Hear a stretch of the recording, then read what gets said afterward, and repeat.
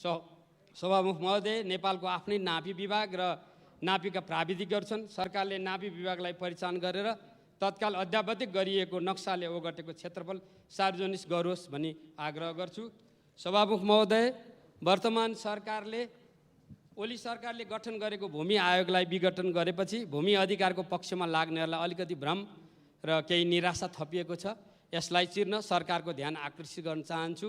एक, नेपाली जनताले सङ्कुचित खालको भूमि आयोग होइन, समाजवाद उन्मुख लोकतान्त्रिक भूमि आयोगको अपेक्षा गरेका छन्। पहिलेको भूमि आयोगलाई दिएको कार्यक्षेत्र र भूमिका साँगुरो थियो। दोस्रो, त्यो आयोगले संविधानको धारा 51 को ङ र चलाई सम्पूर्णतामा आत्मसात गरेको थिएन। 3, समेट्नुपर्ने अन्य पक्ष पनि छन्। काठमाडौँ उपत्यकाभित्र ललितपुर र भक्तपुरका बेनिस्ता र सोबासीको काम त्यो आयोगलाई दिएको थिएन।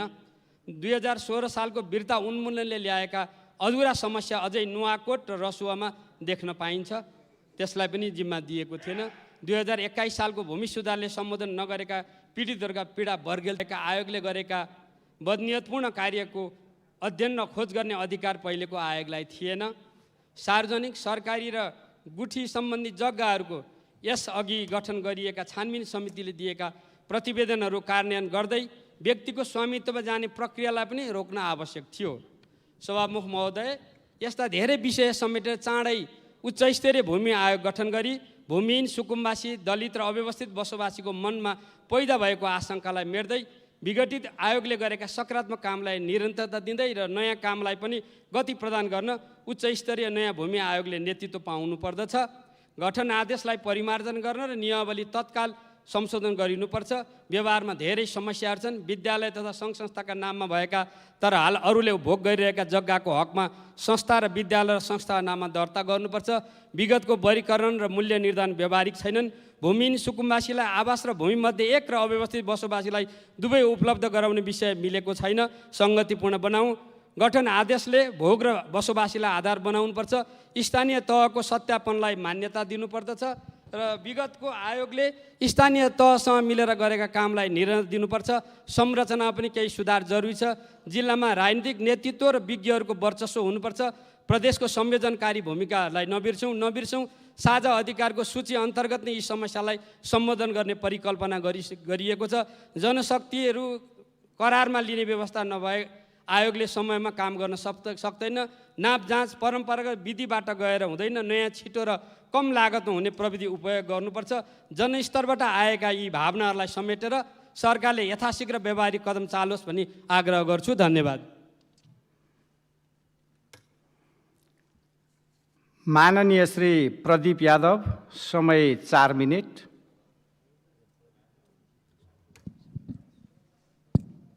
सम्माननीय सभामुख महोदय, अफगानिस्तानमा फँसेका नेपाली दाजुभाइ तथा दिदीबहिनीहरूलाई नेपाल सरकारले अविलम्ब चाहिँ उद्धार गरोस् भन्ने मैले जोरदार माग गर्दछु। हुन त नेपाल सरकारले शासकीय निर्णय गरेको छ, आज मन्त्री परिषदले निर्णय गरेको छ तत्कालै उद्धार गर्नको निमित्त। त्यसकारण निर्णय गरेर मात्र होइन सभामुख महोदय, अब एक्सनमा आउनु पर्यो र तुरुन्त अविलम्ब चाहिँ हामीले हाम्रो चाहिँ नेपाल एयरलाइन्सका चाहिँ ध्वजा बाहेक विमान छ त्यसलाई अफगानिस्तान पठाएर नेपाली दाजुभाइ दिदीबहिनीलाई उद्धार गर्नु पर्यो। सभामुख महोदय, केही दिन यतादेखि मैले संसद हलमा एउटा चाहिँ जुहारी हेरिरहेको छु सभामुख महोदय। त्यो के हो भने यो सरकार चाहिँ परमादेशको सरकार। वाह, सुन्नमा त गजब लागिरहेछ सभामुख महोदय। म एउटा भोजपुरी उखान भन्न चाहन्छु सभामुख महोदय, बोले के लूर हो गई तो सब दुख दूर हो गई। यानी कि बोल्नमा सिपालु भयो भने जे पाए त्यो पनि गर्न सकिन्छ सभामुख महोदय। केही दिन अगाडि चाहिँ निवर्तमान प्रधानमन्त्रीजीको चाहिँ घन्टौँ चाहिँ व्याख्या सुन्नमा पायो। गजब थियो चाहिँ मन्तव्य थियो, चाहिँ सुन्नमा पनि हाँसो नै आउँथ्यो। हुन त हँसाउने काम पनि उहाँ बढी गर्नुहुन्छ सभामुख महोदय। म याद दिलाउन चाहन्छु सभामुख महोदय, आफै चाहिँ दुईचोटि संसदलाई भङ्ग गर्ने, आफै चाहिँ न्यायको मन्दिरमा ताला लगाउने, यो जनताको न्यायको मन्दिरमा ताला लगाउने, आफै संविधान मिच्ने, आफै देशलाई चाहिँ बन्धक बनाउन कोसिस गर्ने, अनि आफू चाहिँ अरूलाई दोष लगाउने मिल्छ सभामुख महोदय? जब 76-3 का सरकार थिए अनि 4बाट आएर चाहिँ बहुमत लिनु पर्थ्यो 30 दिनभित्र, तर बहुमत नलिकन निवर्तमान प्रधानमन्त्रीजीले रणभूमि छोडेर भाग्नुभयो राष्ट्रपतिजी कहाँ कि मैले चाहिँ मेरो बहुमत चले। 2 जना डुप्लिकेट फर्जी हाम्रै पार्टीका केही नेताजीहरूको साइन गराएर पेश पनि गर्नुभयो, तर हामीले 149 जना सांसद राष्ट्रपतिजी कहाँ गए, सशरीर पनि धेरै सांसद गए, हामी हस्ताक्षर लिएर गए र भने कि हामी शेरबहादुर देउपालाई प्रधानमन्त्री बनाउन चाहन्छौँ, हाम्रो सिग्नेचर छ। तर राष्ट्रपति महोदयले मान्नु भएन र रातारात पुनः संसद भङ्ग भयो। अनि मात्र हामी सांसदहरूले 146 जना सांसद सम्मानित सर्वोच्च अदालतका ढोका ढकढकाउन गए। हामी माग गरेका छौँ कि प्रतिगमन भएका छ, कानुन बिचिएको छ, त्यसकारण यो चाहिँ सच्याउनु पर्यो। अनि न्यायपालिकामा हामी हुजुरी गरे, हामी निवेदन गरे, हामी सशरीर 146 सांसद पुगे र औँठा छाप लगाए कि देशमा अन्याय भइरहेको छ, अत्याचार भइरहेको छ, कानुनको खिली उडाइरहेको छ, संविधान मिच्ने काम ओली सरकार गरिरहेको छन्। अनि मात्र सम्मानित सर्वोच्च अदालतले शेरबहादुर देउपालाई प्रधानमन्त्रीमा नियुक्त गर्न परमादेश जारी गर्यो सभामुखमा। तर शासित शेरबहादुर देउपा भागेन। जुन दिन संसद चल्यो त्यही दिन हट्टी होइन डटी लड्ने नेपालीको बानी हुन्छ। त्यस्तै सेम डेटमा आएर बहुमत साबित गर्नुभयो। 165 जना सांसदले सिग्नेचर गरेको र म प्रधानमन्त्री शेरबहादुर देउपालाई बनाउन चाहन्छु सभामुख महोदय। त्यस्तो शासित प्रधानमन्त्रीलाई खोज्ने हेप्ने त्यसले चाहिँ अब जनता माफ गर्ने छैन। यो सरकार अब 18 महिनाको होइन, यो सरकार आगामी फेरि पुनः 5 वर्षको लागि निर्वाचित भएर यो गठबन्धनको सरकार फेरि आउँछ, यो हाम्रो चाहिँ वादा छ सभामुख महोदय। यसकारण कसैले हच्काउनलाई हामीले चाहिँ हट्ने होइन र हामी प्रतिगमन गरेका छैन, प्रतिगमनलाई परास्त गरेका छौँ सभामुख महोदय। धन्यवाद सभामुख।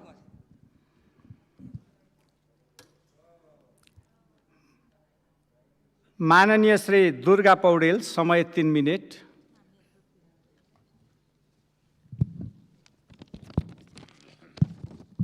सम्मान्य सभामुख महोदय, अफगानिस्तानमा अलपत्र परेका नेपालीहरूलाई तत्काल उनीहरूको स्थिति के हो त्यो स्पष्ट गराउनको निम्ति सम्मान्य सभामुख मार्फत सरकारको ध्यान आकर्षण गर्न चाहन्छु। साथै वहाँ अल्पत्र परेको नेपालीलाई सुरक्षित तवरबाट अवतरण गराउनको निम्ति पनि गम्भीर ध्यान आकर्षण गराउन चाहन्छु। सभामुख महोदय, वर्तमान लुम्बिनी र तिरौराकोटको प्राचीन इतिहास अत्यन्त भव्य र गौरवमय छ, तर शताब्दीौँसम्म ती दुवै स्थानहरू जङ्गलमा हराएपछि कैयौँ देशी र विदेशी शोधकर्ताहरूको अथक प्रयत्नपछि तिनीहरू प्रकाशमा आए र अहिले पनि ती दुवै स्थानहरू अन्तर्राष्ट्रिय महत्त्वको पर्यटन केन्द्रहरू बनेका छन्। लुम्बिनी र तिरौराकोट दुवै ठाउँ धेरै नै पुरातत्त्विक उत्खननको काम भएको छ र ती दुवै स्थानहरूको पुरानो इतिहास धेरै नै प्रकाशमा आएको छ। तर प्रश्न खालि लुम्बिनी र तिरौराकोटको मात्र होइन सभामुख महोदय। कपिलवस्तु, रूपन्देही र नवलपरासीको देवदहसम्म बौद्धिस्ट सभ्यताको सैकडौँ स्थानहरू पाइन्छन्, जस्तै कि निग्लिहवा, सग्रहवा, कुदान, कोटीहवा, धानखोला, शिवगढी, सोनारगढ, चनाघाट, खुरुरिया, बेदमौ, परशुरामपुर, पत्थरकोट, अमौली, कोपवा, बिकुली, श्रीनगर, बेलहवा, कोटीहवा, कोटहीकोट, जहादी, अरौराकोट, चेत्रादेई, धनिया हवा, लोह सोडिया, रेहरा, औररिया, रामघाट, डेरवा, पटखवा, आनन्दबाग, मुर्चवा, बर्दहवा, लम्किया, दलदलवा, डङ्गरी, पिपरी, सिङखोर, हर्देवा, भवानीकोट, बधौना, कटजवा, दोहनी, सिस्नियाकोट, बेलुहवा, बिजुवा, मनखोरिया, धर्मपनिया, बिनियाकोट, मुडफुटुवा, दुई मुनिया, छोटी सिन्रिया, बडी सिहरनिया, सोहरसैया, पोरौरा, मरौरी, कलैया आदि, देवदह, बन्जराई, निपनिया, पिपरवा, सोरवा, सैनामैना, भूतकोवा, लक्ष्मीपुर आदि कतिपय शोधकर्ताहरूले यो पनि विचार प्रकट गरेका छन् कि रूपन्देही र कपिलवस्तुमा बुद्ध सभ्यताभन्दा पहिलेका पनि कैयौँ सभ्यताहरूका अवशेषहरू पाइन्छन्। ती सबै स्थानहरूको पुरातात्त्विक अन्वेषण र संरक्षण गर्ने हो भने कपिलवस्तु, रूपन्देही र नवलपरासीको पश्चिम भागसम्मका सबै पुरातात्त्विक र ऐतिहासिक ठाउँहरूलाई मिलाएर बुद्धिस्ट सभ्यताको एउटा विशाल सहर निर्माण हुन सक्नेछ। त्यो अन्तर्राष्ट्रिय महत्त्वको बौद्धिस्ट सहर बन्न जानेछ र पर्यटकीय दृष्टिकोणले पनि त्यो अन्तर्राष्ट्रिय महत्त्वको पुरातात्त्विक सहर हुनेछ। त्यसको लागि एउटा विस्तृत DPR तयार पारेर काम सुरु गर्नुपर्दछ। त्यस प्रकारको सहरको निर्माणको लागि ठुलो धनराशि र प्राविधिक ज्ञान आवश्यक हुनेछ, तर त्यो रकम जुटाउन कुनै खास कठिनाइ हुने छैन सभामुख महोदय। एकपटक त्यो योजना वा DPR तयार पारेपछि संयुक्त राष्ट्र सङ्घ र विभिन्न बुद्ध धर्मावलम्बी देशहरूबाट त्यसका लागि आवश्यक रकम जुटाउन गाह्रो पर्ने छैन। त्यो सहरको नाम ग्रेट लुम्बिनी, बुद्ध भूमि वा अरू कुनै उपयुक्त नाम राख्न सकिन्छ। त्यस प्रकारको सहरको निर्माणको लागि विशेष ध्यान दिन मैले सरकारको गम्भीर ध्यान आकर्षण गर्न चाहन्छु। धन्यवाद। माननीय श्री प्रेम सुवाल, समय 3 मिनेट। सभामुख महोदय, 3 महिनामा 35 दिन काठमाडौँको फोहोर सडकमै रहेको छ। अझै 15 दिन घरमै फोहोर राख्न भनिएको छ। बन्चरे डाँडामा फोहोर राख्न मिल्ने गरी सहरी विकास मन्त्रालयले तयार नगरेको र अझै 30% काम बाँकी रहेको समाचार छ। सडक र घर घरमै फोहोर राख्नुपर्ने भए अरबौँ रुपियाँ खर्च गरी बागमती सफा गरिएको के औचित्य भयो? फोहोरबाट मोहर बनाउने भनेर पनि अरबौँ रुपियाँ बजेट खर्च गरिएको थियो। फोहोरबाट मोहर बनाउने भन्ने मानिसहरू कता गए? के सरकार ठगहरूको घेरामा परेको हो? काठमाडौँमा भएका 14 लाख गाडीको लागि पार्किङ समेत नभएको प्रतिवेदन तयार भएको समाचार प्रकाशित भयो। जिल्ला स्तर र प्रादेशिक सहरको निर्माण नगरिएसम्म काठमाडौँ उपत्यकामा फोहोर मैला व्यवस्थापन, धुवाँ धुलोको प्रदूषण, खानेपानीको समस्या, महँगी, कालोबजारी, मिसावट, अपराधको समस्या बढ्नेछ। प्रदूषणले काठमाडौँका धेरै मानिसको मृत्यु हुनेछ। यही अवस्थामा काठमाडौँमा फ्लाइओभर र बाहिरी चक्रपथ निर्माण तथा स्मार्ट सिटीको नाउँमा सहरहरू बनाइए समस्या झन् जटिल हुनेछ। भूमाफियाहरूले जथाभावी डोजर चलाएर निजी प्रतिङकै कारण वरिपरिका डाँडा, मेलम्ची र मनाङमा जस्तै पहिरो जाने र चोभारको निकास बन्द भई काठमाडौँ उपत्यका पुनः तलाउ हुने जोखिम बढ्दो छ। भूमाफियाहरूले मुआब्जा बिना व्यक्तिको जग्गामा डोजर चलाई सडक बनाउने र पर्ती, खोला किनारा, वनजङ्गल समेत मासेर गाभेर बिक्री गरिएको जनगुनासो बढ्दछ।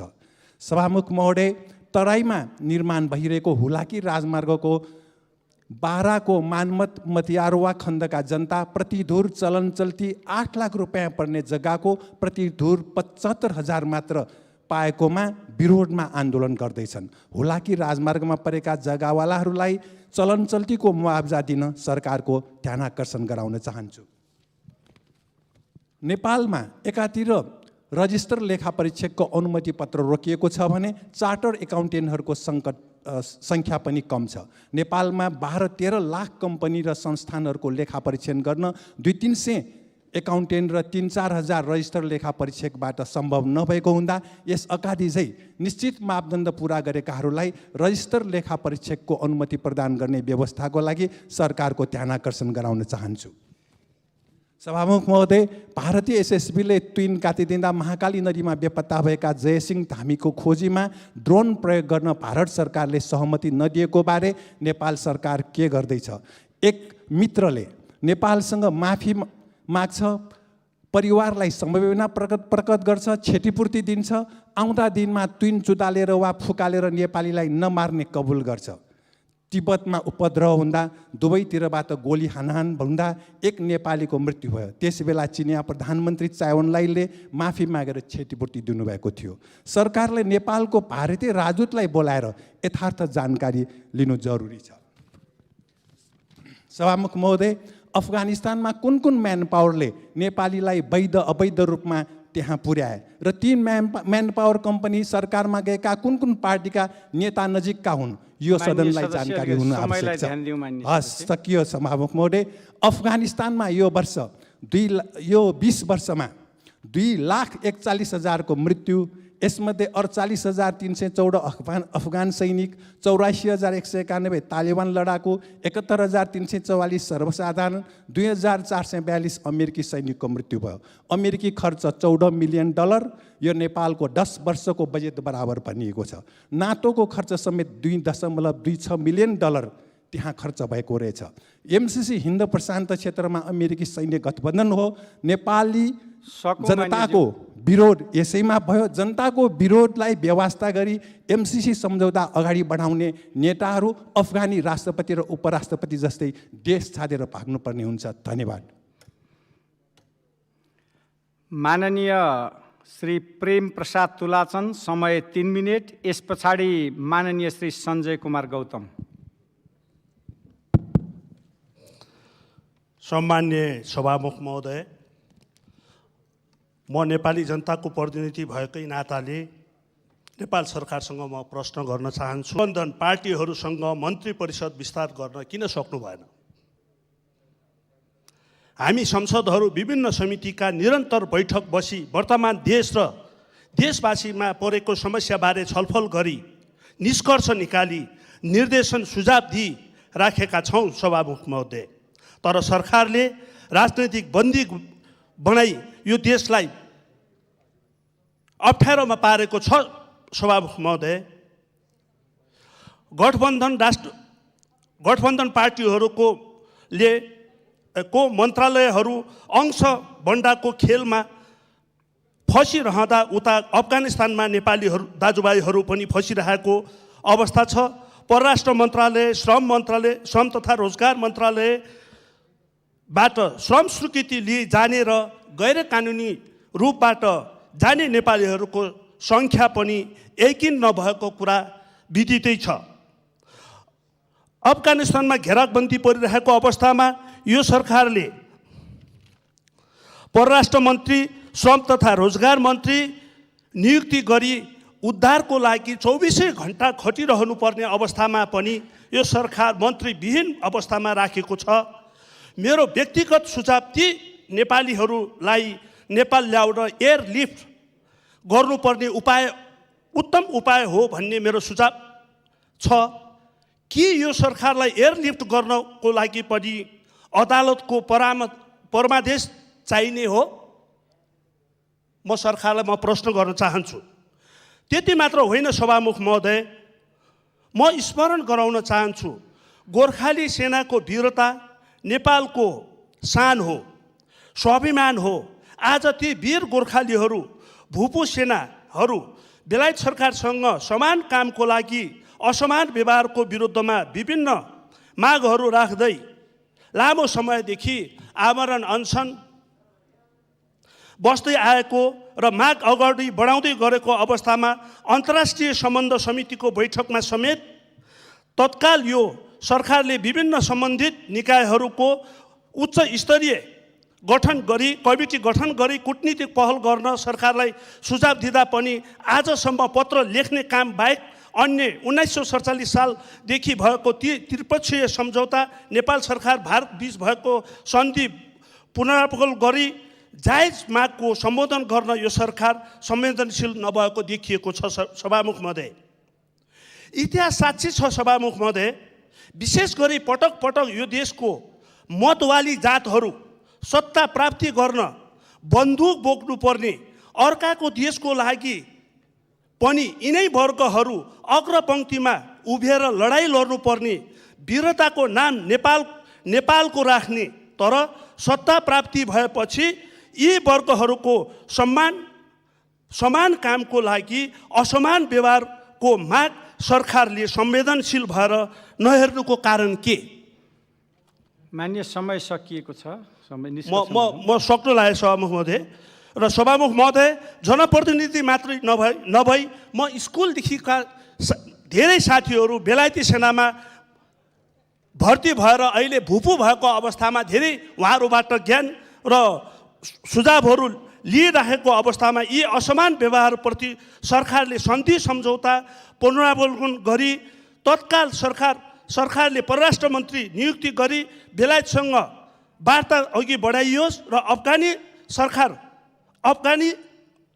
अफगानिस्तानमा रहेका नेपालीहरूको उद्धार गरियोस्, अथवा अन्यथा एक नेपालीको मृत्यु भए तापनि यो सरकार जवाबदेही हुनुपर्छ भन्ने कुरा माग राख्दै मेरो कुरा यहीँ अन्त गर्छु। धन्यवाद। माननीय श्री सञ्जय कुमार गौतम, समय 4 मिनेट। यस पछाडि माननीय श्री सुरेन्द्र कुमार कार्की। सम्माननीय सभामुख महोदय, नेपालीहरू अफगानिस्तानमा भएका नेपालीहरूलाई सकुशल र शीघ्र नेपाल लिएर आउने कुरामा आज नेपाल सरकारले निर्णय गरेको छ। म यो निर्णयलाई तत्काल कार्यान्वयन होस् र तदारुकताका साथ कार्यान्वयन होस् भन्ने चाहन्छु र त्यसका लागि नेपाल सरकारलाई धन्यवाद पनि दिन चाहन्छु। र साथसाथै आज 10 दिनदेखि ब्रिटिस यो गोर्खा सैनिकहरू आमरण अनसनमा छन्। उनीहरूले प्रथम विश्वयुद्ध, दोस्रो विश्वयुद्ध, फकल्यान्ड युद्ध लगायत धेरै युद्धहरूमा आफ्नो जीवनलाई उत्सर्ग गरेका छन्। त्यस्ता परिवारहरू, पूर्व गोर्खा सैनिकहरूलाई आज बेलायत सरकारले दिनुपर्ने न्याय र हक र अधिकार नदिएर उहाँहरू आमरण अनसनमा हुनुहुन्छ। त्यही कारण बेलायत सरकारले त्योतर्फ गम्भीरतापूर्वक ध्यान दियोस् र नेपाल सरकारले पनि कूटनीतिक पहल गरिरहेको छ र यो यसलाई परिणाममुखी रूपमा यसलाई चाहिँ टुङ्ग्याउनेपट्टि नेपाल सरकारको अथक भूमिका रहोस् र यो कुराको जानकारी पनि सदनलाई गराओस् भन्ने चाहन्छु। सम्माननीय सभामुख महोदय, हामी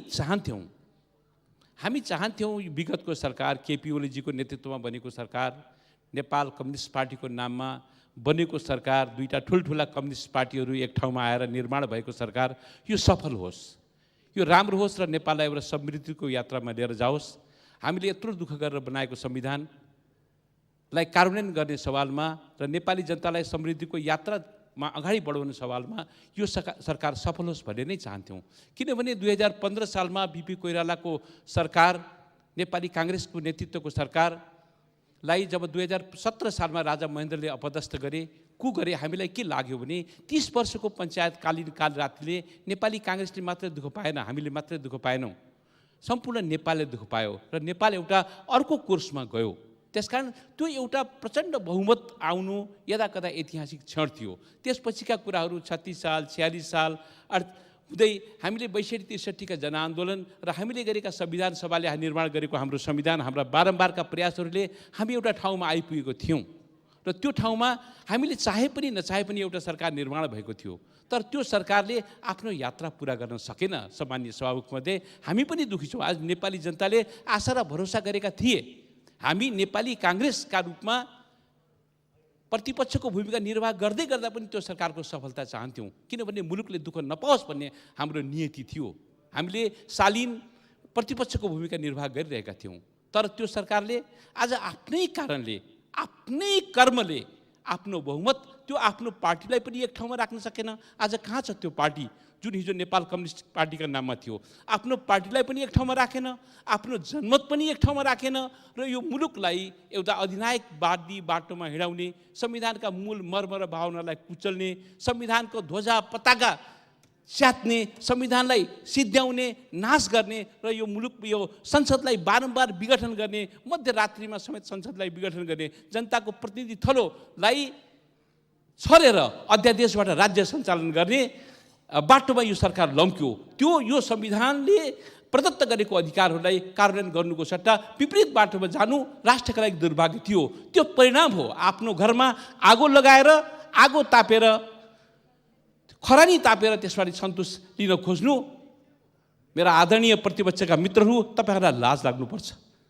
म तपाईँहरूलाई एउटा सांसदको हैसियतले भन्न चाहन्छु, परमादेशको सरकार तपाईँहरूले बारम्बार उठाइराख्नु भएको छ के यो परमादेशको सरकार हो? परमादेशले केपी ओलीजीको सरकारलाई बहिर्गमन गरेको, घर पठाएको र यो संसदलाई पुनर्स्थापित गरेको। आफू जुन संसदको सदस्य हुनुहुन्छ, आफू जुन संसदमा उपस्थित हुनुहुन्छ र यो गरिमामय संसदको त्यो गरिमालाई राख्नुको सट्टा एउटा गलत अपव्याख्या गरेर, हिजो त गर्नुभयो संविधानको अपव्याख्या, यो हिजो त यो संविधानको अपव्याख्या गरेर यो मुलुकलाई एउटा अन्धायक बाटोमा लिएर जान खोज्नुभयो। आज कमसेकम सर्वोच्च अदालतले यी उपलब्धिहरूलाई रक्षा गरेको छ, संरक्षण गरेको छ र आज फेरि यो संसद पुनर्जीवित भएको छ र हामी यो संसदका सदस्यका रूपमा छौँ। यो संसदमा नेपाली काङ्ग्रेसको नेतृत्वमा भएको यो गठबन्धन सरकार बहुमत प्राप्त संसदले निर्माण गरेको सरकार हो, सरकारले बनाएको सरकार हो। त्यही कारण म आदरणीय साथीहरूलाई आफ्नो आकाशमा थुक्यो भने, सभामुख महोदय म सिद्ध्याउँछु, आकाशमा थुक्यो भने आफ्नै मुखमा खस्छ। नाच्न जाने आँगन टेढ, नाच्न नजान्ने आँगन टेढो छ भन्ने एउटा हिन्दीमा कहावत छ सभामुख महोदय। रस्सी जल गई ऐठन नहीं गई। तपाईँहरूको त्यो दम्भ, त्यो अहङ्कार, जुन अहङ्कार हिजो व्यक्त हुन्थ्यो, आई एम द स्टेट, म नै राज्य हुँ, म नै कानुन हुँ, मैले जे भन्छु त्यही हुन्छ कानुन, मैले जे बनाउँछु त्यही भन्छ कुरा भन्ने जुन तपाईँलाई लागेको थियो, त्यो दम्भ अझै गएन। माफ गर्नुहोला, मलाई यो भन्दा खुसी लागेको छैन। मेरा सहयात्री मित्रहरू प्रतिपक्षका रूपमा हुनुहुन्छ। भोलि जनताले अनुमोदित गर्ने हो, हामी जनताका बिचमा जाने हो, हामी जनताका प्रतिनिधि पात्रहरू हौँ, प्रतिनिधिहरू हौँ, पार्टीहरू हौँ। हामीले जनतामा जानुपर्छ, अनुमोदित हुनुपर्छ। भोलि ताकत र क्षमता भए भोलि फेरि आउनुहोला। तर त्यो आत्मश्लाघा र आत्मग्लानीले भरपुर भएर जुन किसिमका अभिव्यक्तिहरू व्यक्त गर्दै हुनुहुन्छ, यसले मुलुकको राजनीतिलाई राम्रो बाटोमा लिएर जान्न, निर्दिष्ट बाटोमा लिएर जान्न। हामीले गरेका सङ्घर्षका यात्राहरू हिजो हामीले सँगै पनि गऱ्यौँ। हिजो तपाईँ हुँदाखेरि हामीले रचनात्मक प्रतिपक्षको भूमिका गऱ्यौँ। आज तपाईँहरूबाट हामीले त्यही अपेक्षा गर्छौँ। यो मुलुकले त्यही अपेक्षा गरेको छ, जनताले त्यही अपेक्षा गरेको छ। हामीले समृद्धिको यात्रामा सँगै हिँड्ने अहिले पनि प्रयास गर्नुपर्छ। त्यो बाटो मेटिसकेको छैन, त्यो बाटो हराइसकेको छैन।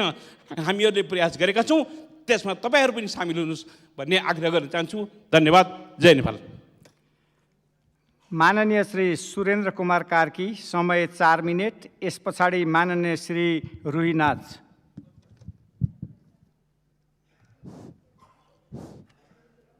सभामुख महोदय, माइक आएको छ? सभामुख महोदय, अब भात दाल तरकारीमा अलिकति अचार हाल्दा त एकदम मिठो हुन्छ, चखिलो हुन्छ। तर अचारको भाग लाएर बिहान पनि अचार खाने, दिउँसो पनि अचार खाने, बेलुका पनि अचार खाँदाखेरि चाहिँ राम्रो हुँदैन। अब हाम्रो संसदमा पनि खैले घोजपेच, चुटकिला, उखान टुक्का यो कहिलेकाहीँ अचारको रूपमा आउँदा त ठिकै हो। तर यो त पुरै संसद नै त्यसरी चलिराख्नु चाहिँ दुःखलाग्दो कुरा हो। र अहिले दुईटा असाध्यै तेजाबी समाचारले नेपाली समाज चिन्तित छ। त एउटा बेलायतबाट आएको छ र अर्को चाहिँ काबुलबाट आएको छ। तर यो दुईटैको पछाडि एउटै कारण छ। खास गरेर हिजो सभ्यताको मूलबाटो भनिने र पछि व्यापारको मूलबाटो भनिने अफगानिस्तान चाहिँ आज हिंसाको मूलबाटो बन्न पुगेको छ। र यसलाई बनाउने हिंसाको मूलबाटो कसले बनायो भन्ने कुरा चाहिँ हामी सबैले थाहा पाउनुपर्छ कि यो त्यही साम्राज्यवादीहरूले बनाए, जुन साम्राज्यवादीहरूको अगाडि चाहिँ आज हाम्रा गोर्खा सैनिकको नाममा केही नेपालीहरू अहिले अनसनमा बसेका छन्। त आज पनि बेलायत अमेरिकाको चरित्रमा कुनै परिवर्तन आएको छैन। अब हामी कहाँ पनि खासै परिवर्तन आएको छैन। हामीले हाम्रो नागरिकलाई नेपालमा नै काम दिने, नेपालमा नै उनीहरूको पौरखको उपयोग गर्ने खालको वातावरण र स्पेस अहिलेसम्म तयार गर्न सकेका छैनौँ। प्रत्येक अब एउटा सरकार नयाँ आइसकेपछि पुरानो सरकारमा हुनेहरूले त्यसलाई खिल्ली उडाउने, त्यसले उ गर्ने अथवा आत्मगौरव, आत्मश्लाघा यो सब त देखिन्छ। तर हामीले वास्तवमा चाहिँ कुनै त्यस्तो सस्टेनेबल डेभलपमेन्टको बाटोतिर हामी हिँड्न सकेका छैनौँ, जसले गर्दा नेपालीहरूले सगौरव आफ्नै देशमा आफ्नो पौरख चाहिँ खन्याउन पाउन्। र आज त्यसैले सरकारसँग हामी हार्दिक अनुरोध गर्दछौँ कि तुरुन्तै अफगानिस्तानबाट हाम्रा नागरिकहरूलाई रेस्क्यु गरियोस्, त्यहाँबाट ल्याइयोस् यतातिर र उनीहरूको स्थिति पहिला पत्ता लागोस् कि उनीहरू कहाँ छन्, अहिले कस्तो स्थितिमा छन्, त्यो तुरुन्तै पत्ता लगाएर उनीहरूलाई रेस्क्यु गर्नु पर्यो। दोस्रो कुरो, बेलायत सरकारसँग चाहिँ हामीले अहिले स्ट्रङली आफ्ना कुराहरू राख्नु पर्यो कि हाम्रो नागरिकहरूलाई एक त उनीहरूले मिसयुज गरिरहेका छन्। अब भाडा त भाडा फेरि सबलेट पनि गरिरहेका छन्। हाम्रो मान्छे बेलायत जान्छ, त्यो बेलायतको मान्छेलाई चाहिँ फेरि अरबका राजाहरूको बडीगार्डको रूपमा चाहिँ बेचेर बेलायतले चाहिँ त्यसको रोयल्टी खान्छ। त यसरी चाहिँ नेपालीहरूको जुन दुरुपयोग भइरहेको स्थिति छ, यो असाध्यै दुःखद स्थिति हो। त त्यसो हुनाले हामी सरकारसँग अनुरोध गर्दछौँ कि यी कामहरू चाहिँ तत्परताको साथ गरिउन्। र हामीले के बुझ्नु पर्यो त भन्दाखेरि जबसम्म पुँजीवाद रहिरहन्छ, जबसम्म साम्राज्यवाद भइरहन्छ, त तबसम्म चाहिँ यस्तै गरिन्छ। जस्तो अफगानिस्तान 60 र 70 को दशकमा लेफ्ट डेमोक्रेटिक र लेफ्टिस्टहरूको एउटा केन्द्रको रूपमा विकास गर्दै थियो। त्यहाँ थुप्रै लिबरल पार्टीहरू थिए, कम्युनिस्ट पार्टी पनि थियो। पछि कम्युनिस्ट पार्टीले सरकार पनि गठन गर्यो एकचोटि सोभियत सङ्घको समर्थनमा। त त्यति बेला बाबरक करमालको चाहिँ पार्टीको सदस्यको सङ्ख्या 4000 छ भनिन्थ्यो। त उनीसँग 4000 सदस्य थिए, तर त्यहाँको रेडिकल लेफ्टहरूसँग चाहिँ 20,000 पार्टी सदस्यता थियो। त त्यो 20,000 पार्टी सदस्य भएको पार्टीहरूलाई दबाउने र 4000 पार्टी सदस्य भएकोलाई चाहिँ सरकारमा ल्याउने काम गरेर त्यहाँ गिजोल्ने काम मात्रै भयो। र अहिले खास गरेर अमेरिका र उसका पिट्ठुहरूले जन्माएका मुजाहिदिनहरूको कारणले गर्दाखेरि अब घरै पछि बन्दुक छ, घरै पछि चाहिँ टनेल छ, घरै पछि लडाइँ छ, र त्यहाँ लिबरल डेमोक्रेटिक कम्युनिस्ट प्रोग्रेसिभ मस्तिष्कहरूलाई चाहिँ सखाप पारिएको छ, दबाइएको छ। त त्यसो हुनाले यसमा हामीले सरोकार राख्नुपर्छ, हाम्रा नागरिकहरूलाई त्यहाँबाट फिर्ता ल्याउनुपर्छ र हामी सजग पनि हुनुपर्छ कि अफगानिस्तानमा तालिबानको चाहिँ उदयले अब यो क्षेत्रमा पार्ने प्रभावका बारेमा पनि हामीले राम्ररी आकलन गर्नुपर्दछ। अब यो बिचमा अर्को कुरा पनि म अलिकति मैले नजानेको कुरा एउटा जान्न चाहन्छु। यो भारतमा एउटा मिडिया हिस्टेरिया सुरु भएको थियो र त्यसको एकजना चाहिँ एकदम अगाडि बढेको पत्रकारले nation wants to know as if कि उसले नै सारा नेसनलाई चाहिँ रिप्रेजेन्ट गरे जस्तो, डेलिगेट गरे जस्तो, राष्ट्र जान्न चाहन्छ, जनता जान्न चाहन्छ भन्ने खालको गर्थ्यो। त्यो कुराको नक्कल यहाँ नेपालमा नि हुन थालेको थियो। अब अहिले मैले सदनमा बाहिर त सुन्दै थिएँ, सदनमा पनि सुन्न थालेँ यो I miss you, I love you, यो अङ्ग्रेजी भाषी ग्रुप कहाँबाट आयो? नेपालमा को चाहिँ यस्तो सम्भ्रान्त जो चाहिँ अङ्ग्रेजीमा सदस्य समयलाई अलिकति ध्यान दिउँ। त्यसो होइन, नेपाली जनताको कुन भाग हो, म सक्दैछु सभामुखज्यू, नेपाली जनताको कुन हिस्सा हो जो यो अङ्ग्रेजीमा यस्तो कुरा गर्छ? कहाँबाट आयो यस्तो जमात?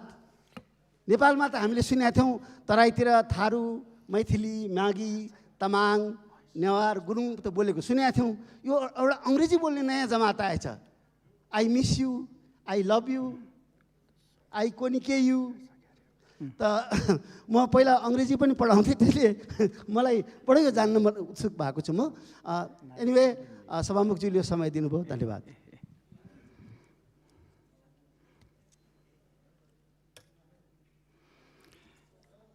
माननीय श्री रुही नाच, समय 4 मिनेट। यस पछाडि माननीय महेश बस्नेत।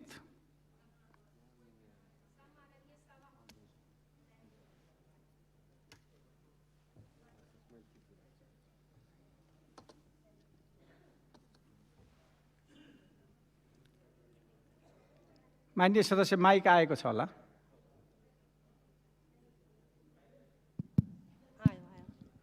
सम्माननीय सभामुख महोदय, हाल देशको अवस्था परिस्थितिले गर्दा युवा पीढी अध्ययन, रोजगारी या कुनै व्यवसाय गर्नको लागि आवश्यक पर्दछ। तर यहाँ जसको आमा मात्रै छ, जसको बुवाको मृत्यु भएको छ, उनीहरूको जसको नागरिकता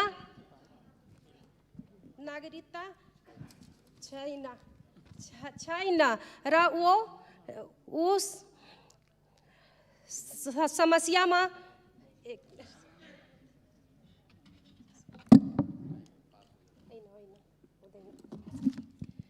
सभामुख महोदय, जसले गर्दा ऊ उच्च अध्ययनको लागि कहीँ जान सक्दैन। कारण नागरिकता भनेको वैदेशिक रोजगार जान चाहन्छ, पासपोर्ट छैन, कारण नागरिकता। उच्च अध्ययन गर्दा होस् या वैदेशिक रोजगारमा ज्यादा नागरिकता आवश्यक पर्दछ। विधिवत राज्य पत्र नियम न आएसम्म प्रमुख जिल्ला अधिकारीले नागरिकता सिफारिस गर्दैन। उनी समस्या सुरु हुन्छ। नागरिकता कहाँ जाने?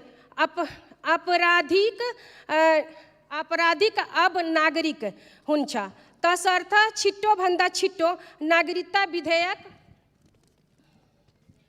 नागरिकता विधेयकलाई हिमाल, पहाड, तराई साझा समस्या मानिने आमाबाट पनि सन्तानले नागरिकता पाउने गरी नियम कानुन आओस् भन्ने समाधानको लागि आवाज उठाउन चाहन्छु। सभामुख महोदय, धेरै समयदेखि कोरोनाको हवाला दिँदै हाम्रो खुल्ला सिमाना बन्द छन्। आज सर्वसाधारण जनतालाई सिमाना पनि आवत जावत प्रहरीले रोक लगाइएको छ, तर व्यापारीहरूलाई कुनै रोकटोक छैन। सभामुख महोदय, सिमाना बन्द हुँदा सर्वसाधारण जनतालाई दैनिक गुजारा र काम गर्नको निम्ति ठुलो समस्या आएको छ। सभामुख महोदय, दुवै देशको कूटनैतिक पहलबाट सीमा खुल्ला गर्नको लागि छिट्टोभन्दा छिट्टो पहलको लागि ध्यान आकर्षण गराउँदैछौँ। सभामुख महोदय, अहिले वर्षाको मौसम छ, पानी पर्ने प्रकृति नियम हो, तर हामी सर्लाही जिल्ला मलङ्गमा नगरपालिका वार्ड नम्बर 5 भान्सरमा रहेका जनता तराहीमाम रहन्छन्, कारण नजिकमा रहेका लखनदेही नदी आउने बाढी र यसले गर्ने असर र डुबान समस्याले गर्दा हामी रातभरि जागरण रहन्छौँ। सभामुख महोदय, वर्षौंदेखि लखनदेही नदीमा उच्च बाँध भएर पुरै गाउँ बस्ती डुबानमा रहेका छन्, यसले गर्दा पुरै जनजीवन अस्तव्यस्त रहन्छन्। सम्माननीय सभामुख महोदय मार्फत ऊर्जा तथा जल स्रोत मन्त्रालयलाई ध्यान आकर्षण गराउन चाहन्छु। धन्यवाद। माननीय श्री महेश बस्नेत, समय 5 मिनट। यस पछाडि माननीय श्री मोहन प्रसाद पाण्डे। सम्माननीय सभामुख महोदय, यो सरकारलाई परामदेशबाट आएको सरकारभन्दा सत्तापक्षका मान्यज्यूहरूलाई टाउको दुख्दो रहेछ। मलाई एकजना कलाकारले सुझाव दिनुभयो, अब यसलाई परामदेशबाट नबन्ने हो भने मापसी सरकार भन्नुहोस् भन्नुभयो। किन भनेको माधव नेपालको आडमा प्रचण्डको सहयोगमा शेरबहादुर देउवाले नेतृत्व गरेको हुनाले मापसी सरकारले आज एउटा गजबको निर्णय गर्दैछ भन्ने मैले सुने। यो संसद अन्त्य गर्ने र अध्यादेश मार्फत नेकपा एमाले विभाजन गर्ने अध्यादेश आज ल्याउँदैछ भन्ने मैले सुने। 1.5 महिनासम्म हिजो संसदीय व्यवस्थालाई चुनौती दिने र केपी ओली सरकारलाई गाली गर्ने सरकारले आज यो निर्णय गर्यो भने यो संसदीय इतिहासमा कालो निर्णय हुनेछ र 1.5 महिनासम्म उहाँले खाली श्रद्धाञ्जली सुन्ने समय र प्रतिवेदन पेश गरेर यो सदनलाई टुङ्ग्याउनु भयो, न बिजनेस दिनुभयो न विधेयक दिनुभयो। कतिपय मान्यज्यूहरू मापसी सरकारको उन्मादमा बोलेको मैले सुन्छु। म मान्यज्यूहरूलाई अनुरोध गर्न चाहन्छु, केपी ओली सरकारले उपचार खर्च दियो भने मान्यज्यूहरू सुशील कोइरालाज्यू, सुजिता कोइरालाज्यू, राममरण यादवज्यू, गोविन्द राज उप्रेतीदेखि लिएर धेरै साथीहरूले दिनुभएको उपचार खर्चको बारेमा छानबिन गरौँ। वीरस्थलको इक्विपमेन्ट खरिद प्रकरणदेखि लिएर धरानको भिसी प्रकरणदेखिका विषय छानबिन गरौँ। यो विषय म जानकारी गराउन चाहन्छु। आज केपी शर्मा ओलीज्यूलाई प्रतिपक्ष भएको बस्न सुहाउँछ र देउबाजीलाई सरकारपछि भएर बस्न सुहाउँछ पनि भन्नुभयो साथीहरूले। हामीले देखिरहेका छौँ 47 जना काङ्ग्रेसका सभापतिहरू जम्मा भएर भन्दै हुनुहुन्छ, अध्यक्ष हुँदा विधान मिचियो, प्रधानमन्त्री हुँदा संविधान मिचियो, असक्षम मान्छेलाई नेतृत्व दिन नहुने रहेछ। त्यसो भएको हुनाले आज देउबाज्यूको घर अगाडि राजीनामा माग्दैछन् प्रतिपक्षले होइन काङ्ग्रेसका नेताहरूले। आज यो विषयमा म धेरै कुरा भन्न चाहन्न प्रधानमन्त्री सभामुखज्यू। म आज अदालतको बारेमा थोरै कुरा म राख्न चाहन्छु। आज हाम्रो अदालत यति स्ट्रङ छ, कार्यपालिकाले गरेको निर्णय, क्याबिनेटले गरेको निर्णयले अल्ट्रा भाइरसको नाममा उसले उल्टाइदिन सक्छ हामीले बनाएका कानुनहरू। क्याबिनेटले गरेका निर्णयहरू एकजना न्यायाधीशले त्यसलाई उल्टाइदिन सक्नुहुन्छ, एकजना न्यायाधीशको इजलासले। यति शक्तिशाली न्यायालयभित्रका विकृतिहरू, विसङ्गतिहरू, त्यहाँभित्रका भ्रष्टाचारहरू, त्यहाँभित्रका घुसखोरीहरू, दलालीहरूको कुराको बारेमा म आज केही बोल्न चाहन्छु। म धन्यवाद दिन चाहन्छु प्रधान न्यायाधीशज्यूलाई। उहाँले अग्नि के अरे हरिकृष्ण कार्कीको नेतृत्वमा 77 भार र 30 गते एउटा आयोग बनाउनु र त्यो आयोगले 1 महिना लगाएर रिपोर्ट प्रस्तुत गरेर रिपोर्टले के भन्यो भने हाम्रो न्याय सर्वसाधारणको पहुँचमा छैन। हाम्रो न्यायालय पेशी तोक्नेदेखि फैसला गर्नेसम्म सेटिङमा चल्छ। त्यहाँभित्र अनेक खालका चलखेलहरू हुने गर्छन्। सेटिङ पनि बिचौलियाको परिभाषा गर्दा 29 थरी बिचौलियाको उसले व्याख्या गरेको छ। पूर्व न्यायाधीशहरू बिचौलिया, पूर्व प्रधान न्यायाधीशहरू बिचौलिया, ड्राइभर बिचौलिया, सेक्युरिटी गार्ड बिचौलिया, आफन्त बिचौलिया, परिवारका सदस्य बिचौलिया। यो बिचौलियाहरूलाई अन्त्य गर्नको निमित्त आज हामीले हिम्मत गर्न आवश्यक छ सभामुख महोदय। त्यति मात्रै होइन, आज अदालतभित्र विकृतिका चाङ छन्। अटोमेसनबाट पेशी तोक्ने परम्परा छैन। प्रधान न्यायाधीश र मुख्य न्यायाधीशहरूले स्वविवेकले पेशी तोक्ने गर्छन् र कुन अदालतलाई कुन पेशी तोकिन्छ र उनले के फैसला गर्छन् भन्ने कुरा पहिले जानकारी हुने गर्छ। मङ्सिर 1 गतेदेखि जिल्ला र उच्च अदालतमा त्यो गोला प्रथाद्वारा पेशी तोकिँदैछ र भदौ 1 गतेदेखि सर्वोच्चले तोक्दैछ अरे। त्यसमा पनि भावी प्रधान न्यायाधीशहरू यो अभागीले खाने बेला आँधीबेरी हुन लाग्यो, त्यही भएर यो निर्णय गर्न हुँदैन भन्दैछन् भन्ने कुरा बाहिर आएको छ। यो गम्भीर विषय छ। आज न्याय परिषद जसलाई सर्वोच्चको अख्तियार भनिन्छ त्यो किन चुप लाएर बसेको छ? उसँग हजारौँ मुद्दा थाँतीछन्, त्यो मुद्दा किन बाहिर ल्याइँदैन?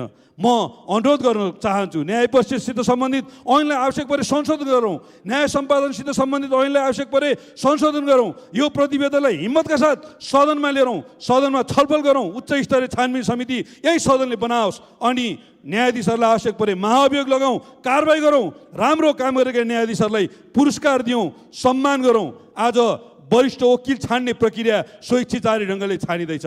कतिपय वरिष्ठ वकिलहरूको काम मुद्दा हाल्ने मात्रै काम भइरहेको छ। दिनेश त्रिपाठी जस्ता प्रविधिहरू त्यो अराजक वकिलहरूले आज संवैधानिक इजलासका न्यायाधीशहरू फेर्ने हिम्मत गर्छन्, अनि न्यायाधीशहरू निर्णय भएर मुन्टो निराएर फर्किने स्थिति छ। आज एउटा इमान्दार व्यक्ति वकिल हुन चाहँदैन, ऊ वकिल भयो भने घुस खुवाउँदै न्यायालयमा र ऊ अनेक खालका फाँटमा घुस खुवाउँदै जानुपर्छ। त्यसो भएको हुनाले न्यायालयभित्रको यो डरलाग्दो परिस्थितिलाई हामी छलफल गरौँ, यसलाई सहज ढङ्गले एउटा निकास दिने कुरामा हामी लागौँ भन्न म चाहन्छु। आज हिजो संसद पुनर्स्थापनाको मुद्दामा, हिजोको सरकारले गरेको मन्त्री परिषदको पुनर्गठन मुद्दामा कमरेड प्रचण्डले यो फैसला आउँछ घोषणा गरिदिनु भयो। त्यसमा पाकिस्तान जस्तो सारिया कानुन प्रयोग हुने देशको रेफरेन्स लिएको देखिन्छ। त्यसमा जियाउल हकको रेफरेन्स लिएको देखिन्छ कि हाम्रो सम्माननीय प्रधानमन्त्री शेरबहादुर देउवालाई जियाउल हक बनाउनु खोजेको। विकिपिडिया जस्तो जसले आफ्नो स्रोतलाई आफैले आधिकारिकता मान्दैन त्यसको रेफरेन्स लिएको देखिन्छ। यस्ता खालका ठुल्ठुला मुद्दामा सेटिङ हुन्छ भने त्यो आयोगले जुन रिपोर्ट दिएको छ यसको छानबिन गरौँ। म यति कुरा राख्न चाहन्छु। र अन्त्यमा भक्तपुरको सूर्यविनायकदेखि धुलीखेल खण्डको सडकमा विनियोजित 2 अर्ब रुपियाँ अर्थमन्त्री जनार्दन शर्माजीले हटाउँदै हुनुहुन्छ भन्ने कुरा समाचार माध्यममा आइरहेका छन्। सावधान, विगत सरकारले छुट्याएको रकमलाई हटाउने हिम्मत नगर्नुहोस्, निर्णय नगर्नुहोस्। त्यस्तो गर्नु भने तपाईँको निमित्त धेरै चुनौती हुन्छ। सम्माननीय सभामुखज्यू, मैले अदालतको यो कुरा गरिरहँदा अदालतका निर्णयका कारणले केपी ओलीज्यूलाई नोक्सान पर्यो होला, शङ्कर पोखरेललाई नोक्सान पर्यो होला, एमालेलाई, मैले सकेँ सभामुख महोदय, एमालेलाई नोक्सान पर्यो होला, राजपालाई नोक्सान पर्यो होला। यहाँ बुढो मर्यो भन्दा पनि काल पल्क्यो भन्ने कुरा हो। अदालतका यही विकृति विसङ्गति र यो अराजकतालाई हामीले अन्त्य नगर्ने हो भने सबै पार्टीले यसको असर गर्न सक्छ। यो तर्फ हामी सबैको ध्यान जान आवश्यक छ। हस्त, धन्यवाद सभामुख महोदय। माननीय श्री मोहन प्रसाद पाण्डे, समय 4 मिनेट। यस पछाडि माननीय ब्रिजेश गुप्ता। सभामुख महोदय, अफगानिस्तानमा नेपालीहरू पीडामा छन्। अफगानिस्तानमा रहेका सबै नेपालीहरूको पीडा बुझेर सरकारले नेपाल फिर्ता ल्याउनका निम्ति कार्यदल गठन गरेको छ। म धन्यवाद दिन चाहन्छु। कार्यदल गठनले मात्रै पुग्दैन, म आशावादी छु शीघ्र सरकारले आफ्नो गति अगाडि बढाउनेछ। सबै नेपालीहरू सुरक्षित रूपमा नेपाल फिर्ता हुनुहुनेछ र नेपाल फर्किएका सबै नेपालीहरूको रोजगारको सुनिश्चितताका निम्ति म हार्दिक आग्रह गर्दछु। त्यसै गरी बेलायतमा रहेका भूतपूर्व गोर्खाहरूको मागका सन्दर्भमा सरकारले कूटनैतिक पहल प्रारम्भ गरोस्। कूटनैतिक पहल प्रारम्भ गरेसँगै सम्मानजनक माग पुरा गरेर नेपालीहरूको शिर उँचो बनाउनका निम्ति, पूर्व गोर्खाहरूको शिर उँचो बनाउनका निम्ति नेपाल सरकारले महत्त्वपूर्ण भूमिका निर्वाह गरोस्। यसका निम्ति म आग्रह गर्न चाहन्छु। त्यसै गरी परीक्षा उत्तीर्ण गरेर दक्षिण कोरिया जान नपाएका युवाहरूका सन्दर्भमा सरकार गम्भीर बन्नेछ र उनीहरूलाई दक्षिण कोरिया जाने बाटो सहजतापूर्वक खुला गर्नेछ भन्ने कुरामा म आशावादी छु। म त्यसै गरी यो सरकार पूर्व प्रधानमन्त्रीजीले अस्ति भन्नुभयो लिम्पियाधुरा लिपुलेक अनि हाम्रो कालापानी हाम्रो हो, त्यो हामीले पनि भनेका छौँ हाम्रो हो, संसदले साझा रूपमा पास गरेको हो त्यो हाम्रो हो भनेर कार्यदलले के अरे बनायो, के अरे सर्वदलीय एउटा संयन्त्रले भन्यो यो समस्या हो भनेर किन भन्यो प्रधानमन्त्रीजीले प्रश्न गर्नुभयो।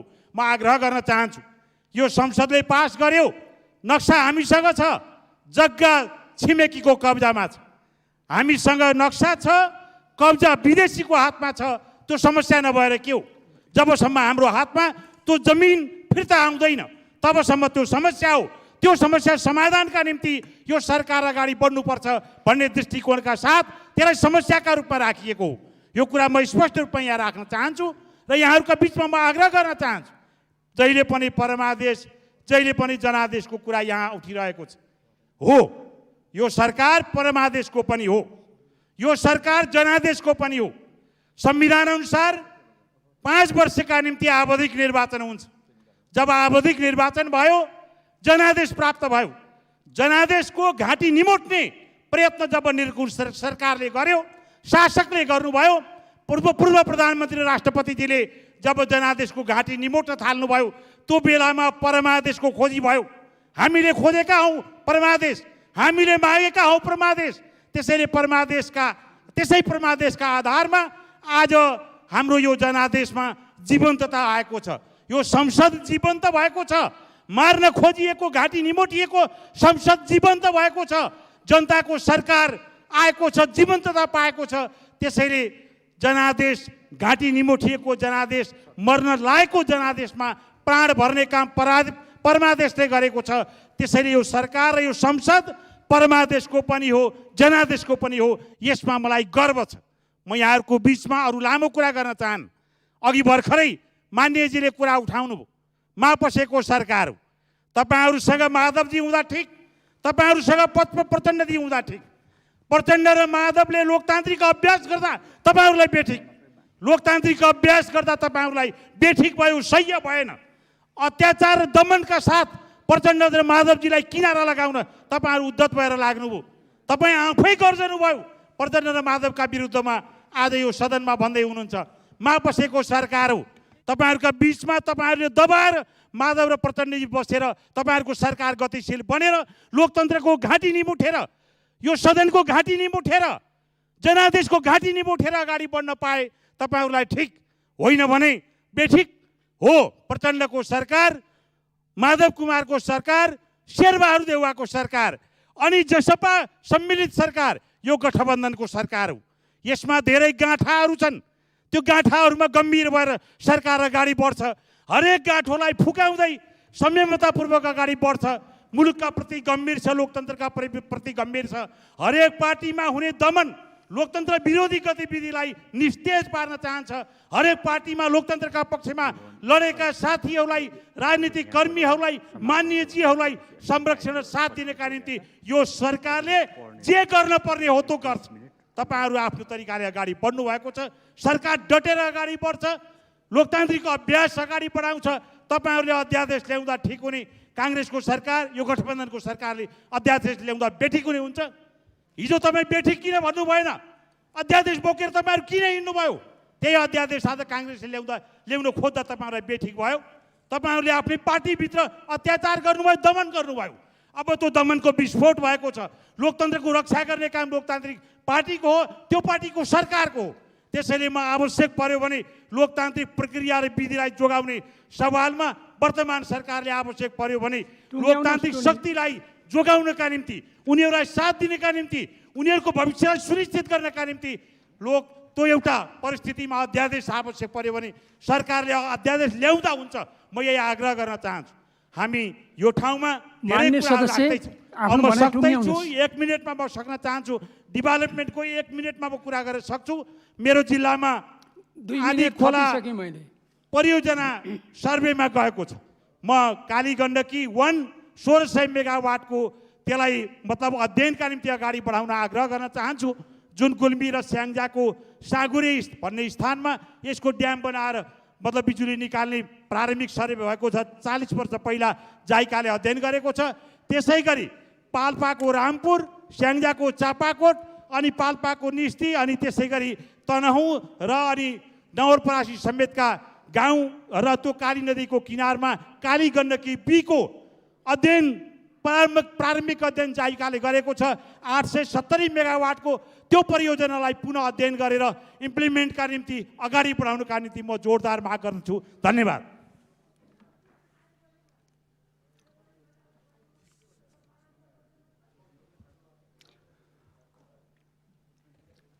मान्य श्री ब्रिजेश कुमार गुप्त।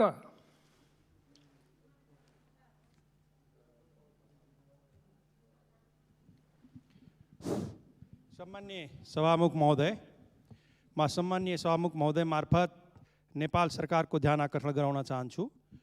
हुनालाई यो सदनमा धेरै कुरा उठिसकेको छ, त म अर्कै यो संविधानको दफा यहाँ ध्यान आकर्षण गराउन चाहन्छु। सम्मान्य सभामुख महोदय, यो नागरिकता विधेयक, नागरिकताको बारेमा हामी यहाँ जब कुरा उठाउँछौँ त त्यहाँ विभिन्न किसिमका मान्छे, कथित हाम्रा राष्ट्रवादीहरूलाई के लाग्छ भने यो नागरिकता उठाउने व्यक्तिहरू त फिजी सिक्किम बनाउन थाले। केही व्यक्तिहरूलाई के लाग्छ भने यो त हाम्रो समस्या होइन, र केहीलाई के लाग्छ भने कि यो समस्या राष्ट्रको समस्या हो, यसलाई छिटोभन्दा छिटो समाधान गर्नुपर्छ। त्यस कारणले सभामुख महोदय, म यहाँ सभामुख महोदय मार्फत यही सदनले योभन्दा पहिले जुन यही संविधान सभाले जुन संविधान बनाएको छ त्यसको दफालाई म यहाँ पढेर सुनाउन चाहन्छु। सम्मानीय सभामुख महोदय, यो भाग 2 को नागरिकताको 11 नम्बर दफामा त्यसको 3 नम्बर जुन तपाईँको दफा छ यसमा लेखेको छ, यो संविधान प्रारम्भ हुनुभन्दा अघि जन्मको आधारमा नेपालको नागरिकता प्राप्त गरेको नागरिकको सन्तानले बाबु र आमा दुवै नेपालको नागरिक रहेछन् भने निज बालिक भएपछि वंशजको आधारमा नेपालको नागरिकता प्राप्त गर्ने सक्नेछ। त्यसै तरिकाले 5 नम्बरमा के लेखेको छ भने नेपालको नागरिक आमाबाट नेपालमा जन्म भई नेपालमै बसोबास भयो र बाबु पहिचान हुन नसके व्यक्तिको वंशजको आधारमा नागरिकता प्रदान गरिन्छ। तर बाबु विदेशी नागरिक भए ठहरेमा त्यस्तो व्यक्तिको नागरिकता सङ्घीय कानुन बमोजिम अङ्कृत नागरिकता प्रमाणित हुनेछ। त्यस्तै 6 नम्बरमा पनि सङ्घीय कानुनको कुरा गरिएको छ। म सभामुख महोदय मार्फत सरकारको ध्यान के आकर्षण गराउन चाहन्छु भने दफा 3 मा सङ्घीय कानुनको कुनै आवश्यकता छैन। संविधानभन्दा कानुन ठुलो हुँदैन। त्यस कारणले गर्दाखेरि यो संविधानले जब सिधै लेखेको छ आमा र बाबु नेपालको नागरिक रहेछ भने त्यसको सन्तानले नागरिकता पाउँछ भने किन हामी कानुन बनाउनको आडमा हामी नागरिकता रोकेका छौँ? यसै आधारमा यदि अदालतले जान्छ, अदालतले नागरिकता दिन्छ। सरकारले अध्यादेश मार्फत नागरिकता दिन भन्छ भने अदालतले रोक्छ। त्यस कारणले मेरो माग के हो भने सभामुख महोदय मार्फत नेपाल सरकारलाई निर्देशन हुनु पर्यो, यो संविधानभन्दा माथि कोही छैन, यो संविधानको पालन गर्नु सबैको कर्तव्य हो। त्यस कारणले दफा 3 अनुसार तपाईको दफा 11 को उपदफा 3 अनुसारको जुन नागरिकता प्राप्त गर्ने व्यक्तिहरू छन् तिनीहरूको लागि कुनै कानुनको आवश्यकता छैन। यही संविधान काफी छ र त्यही आधारमा छिटोभन्दा छिटो नागरिकता प्रदान गरोस् भन्ने माग गर्न चाहन्छु। सभामुख महोदय, अर्को कुरामा उठाउन चाहन्छु, यहाँ जहिले पनि भ्रष्टाचारको कुरा आउँछ। जुन पनि सरकार आयो भ्रष्टाचार नियन्त्रण गर्छु भन्छ, म भ्रष्टाचार गर्दैन भन्छ। चाहे हामी न्यायपालिकाका कुरा गरौँ, व्यवस्थापिकाका कुरा गरौँ, कार्यपालिकाका कुरा गरौँ, जहाँ पनि जुन ठाउँमा पनि भ्रष्टाचार भ्रष्टाचार भ्रष्टाचार सुन्दै रहेका छौँ हामी। तर के भ्रष्टाचारको हामी कानुन बनाएर मात्रै रोक्न सक्छौँ? हामी छानबिन गरेर मात्रै रोक्न सक्छौँ? मलाई लाग्दैन सभामुख महोदय। वाकैमा यदि हामी इमान्दार छौँ भने, हामी यहाँका संसदका प्रतिपक्ष संसद र सत्तापक्ष दुवै इमान्दार छौँ भने हामीले एउटा कानुन बनाउनु पर्यो। त्यो कानुन के हो भने प्रत्येक नागरिकले आफ्नो सम्पत्तिको स्रोत नेपाल सरकार सम्बन्ध आफै प्रमाणित गर्नुपर्छ। किनभने भ्रष्टाचार गर्दाखेरि सबै ठाउँमा कानुन तपाईँको कागज मिलाइएको हुन्छ। त्यस कारणले गर्दाखेरि प्रत्येक नागरिकले, पहिले हामी प्रधानमन्त्रीदेखि सुरु गरौँ, राष्ट्रपतिदेखि सुरु गरौँ, उहाँहरूले अहिलेसम्म जतिजना बन्नुभएको छ आफ्नो सम्पत्तिको प्रमाण उहाँले दिनु पर्यो। स्रोत कहाँबाट लाउनु भयो? हामी सबैलाई थाहा छ यो देशको चाहे कुनै पनि तहका हामी व्यक्तिहरू छौँ, आफ्नो तलबबाट एउटा घर बनाउन सक्दैनौँ, हामी आफ्नो तलबबाट राम्रो ठाउँमा पढाउन सक्दैनौँ, हामी गाडी किन्न सक्दैनौँ। तर हामी सबैलाई थाहा छ भ्रष्टाचार यहाँ भएको छ, आँखा अगाडि छ।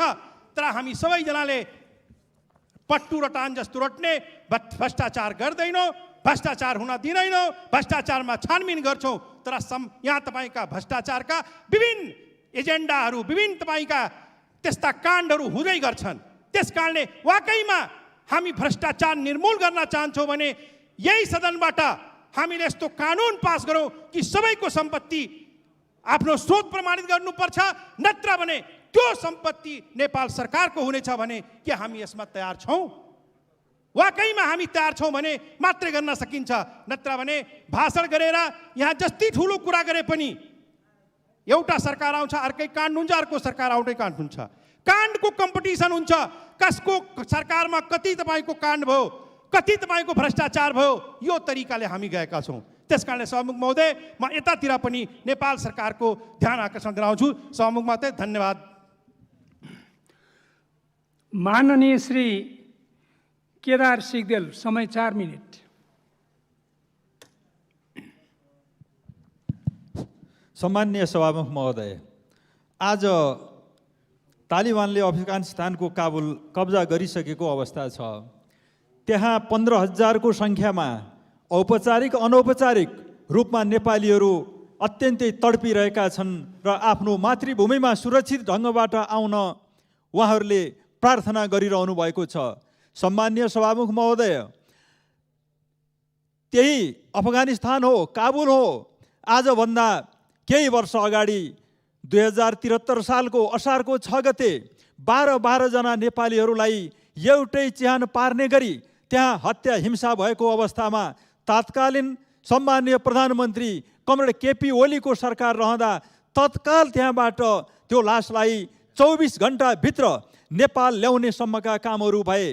त्यस्तै गरी गत कोभिडको सुरुवातका दिनमा चाइनाको वुहान सहरबाट त्यहाँका सयौँ विद्यार्थीहरू अलपत्र परेको अवस्थामा त्यहाँबाट तत्काल उद्धार गरेर नेपाल ल्याउनको लागि सयौँ विद्यार्थीहरूको उद्धार गर्ने काम त्यति बेला भयो। सम्माननीय सभामुख महोदय, अहिले सरकार के हेरिरहेको छ?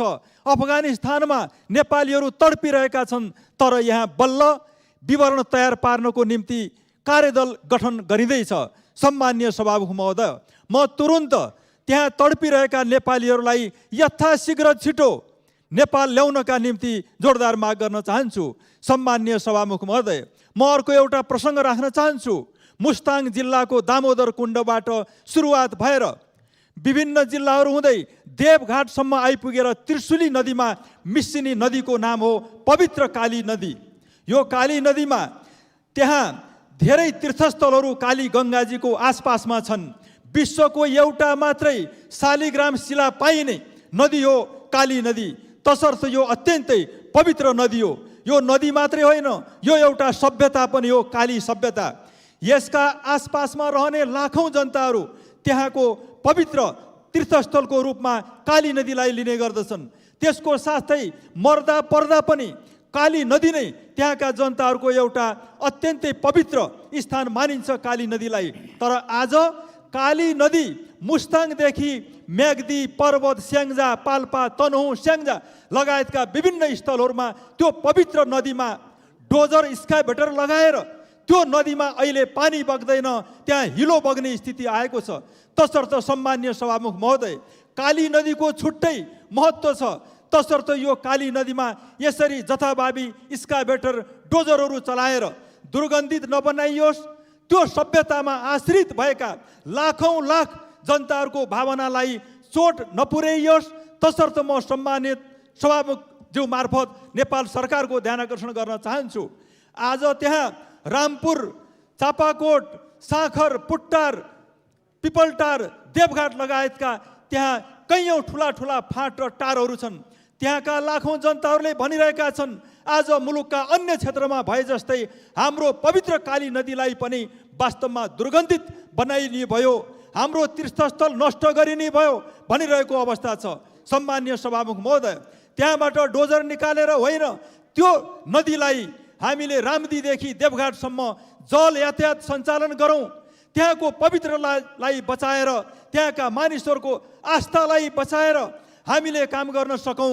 अहिले हामीले यो नदीलाई जथाभावी नष्ट गर्ने, केही वर्ष पछाडि फेरि हामी त्यसैको संरक्षणको नाममा अहिले जसरी बागमती संरक्षण भनिएको छ त्यसै गरी काली संरक्षणको नाममा अरबौं रुपियाँ खर्चेर नेपालीहरूको थाप्लोमा ऋण थुपार्ने काम नगरौँ। तसर्थ सम्मान्य सभामुख महोदय, म सरकारलाई सम्मान्य सभामुखज्यू मार्फत अनुरोध गर्न चाहन्छु, कालीको सभ्यता बचाउँ, कालीको पवित्रता बचाउँ। धन्यवाद।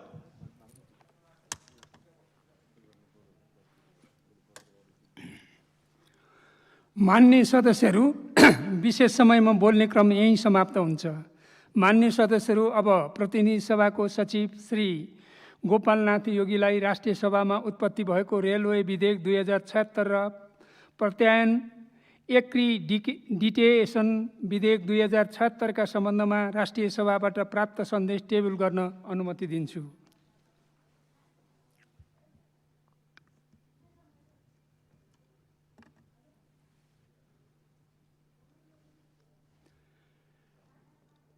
मान्य सदस्यहरू, प्रतिनिधि सभा सदस्य मान्य श्री झलनाथ खनाल मिति 2078-4-3 देखि 2078-4-32 गतेसम्म भारत स्थित अपोलो अस्पतालमा उपचारको क्रममा रहेकोले उक्त अवधिको अनुपस्थितिको सूचना प्राप्त भएको जानकारी गराउँदै प्रतिनिधि सभा नियमावली 2075 को नियम 210 को उपनियम 4 बमोजिम उक्त अनुपस्थितिको सूचना सभाको स्वीकृतिको लागि प्रस्तुत गर्दछु।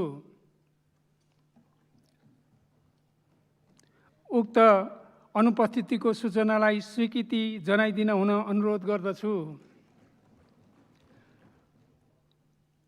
उक्त अनुपस्थितिको सूचनालाई सभाले स्वीकृति जनाएको घोषणा गर्दछु।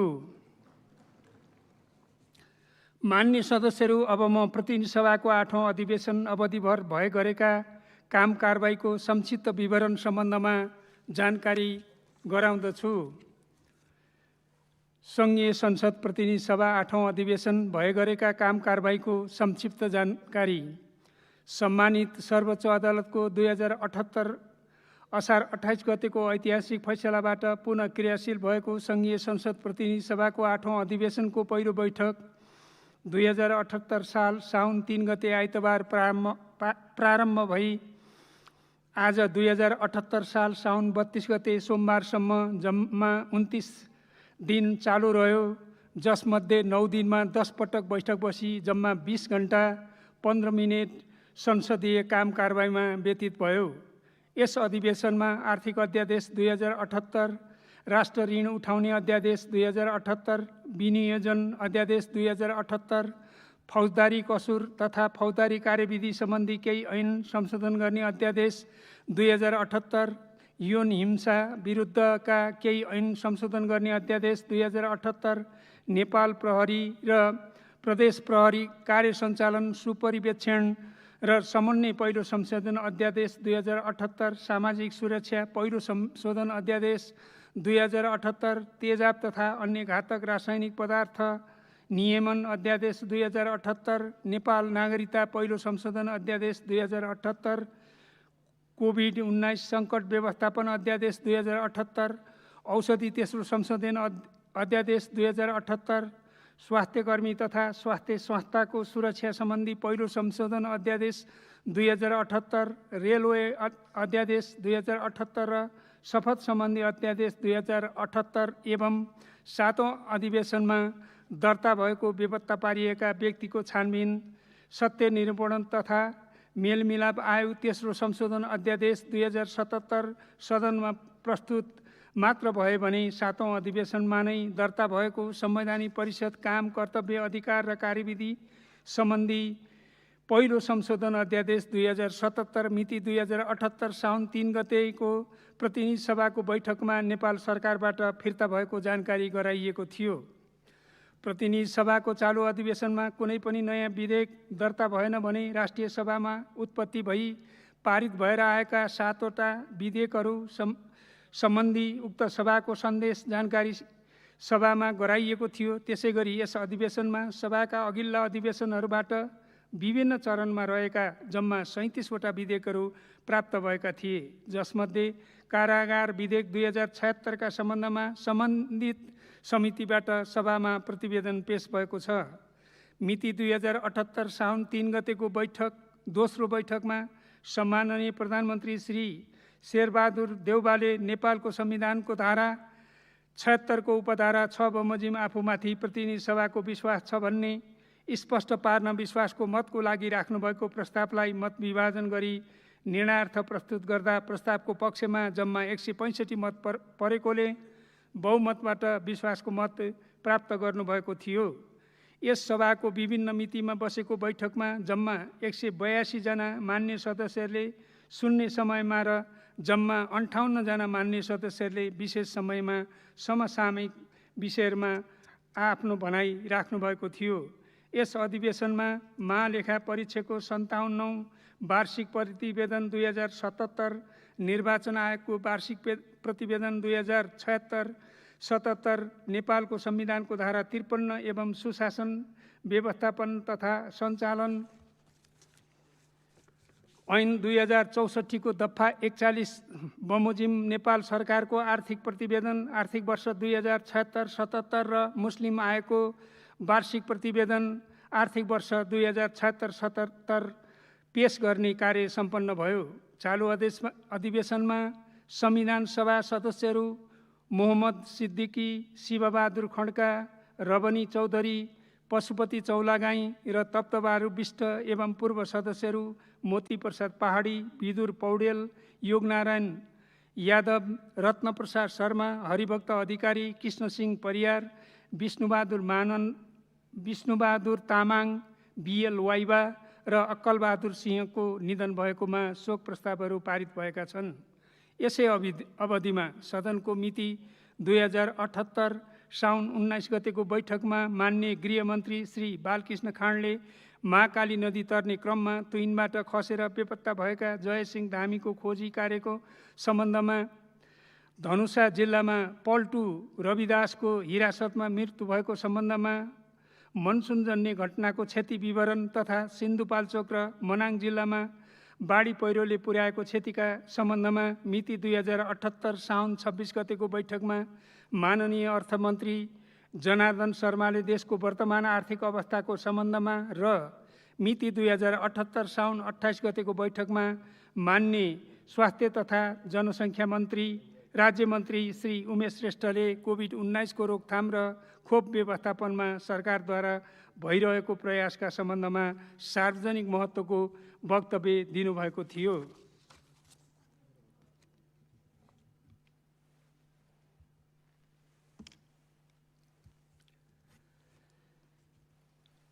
मान्य सदस्यहरू, सम्माननीय राष्ट्रपतिबाट पत्र प्राप्त हुन आएको छ। सो पत्रको बेहोरा म पढेर सुनाउँछु। नेपालको संविधान